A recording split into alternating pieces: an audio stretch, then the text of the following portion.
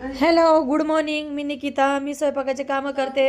आज सकाळी इतकी थंडी वाजत होती, तरी पण स्वेटर घालून आले मी कामाला. मस्तपैकी आज काम करायची इच्छा बी होत नव्हती माझी, तरी पण जबरदस्ती कामाला यावं लागतं. मग आलेले बघा पहिल्या कामावर मस्तपैकी बनवले मटकी याची चवळीची भाजी, कारले फ्राय, भात आणि मसाले पराठा बनवले. छान असं 2 काकडी कापून दिलेले, खिरा स्लाइस करून टिफिन पॅक केलं, किचन क्लीन केले. आलेले दुसऱ्या कामावर बनवले आलू बीनची मस्तपैकी सुकी भाजी छान अशी, आणि छानपैकी बनवले बघा दाल तडका मस्त असं, आणि छानपैकी 6 फुलके बनवलेले फुललेले, छान असं किचन क्लीन केलेले.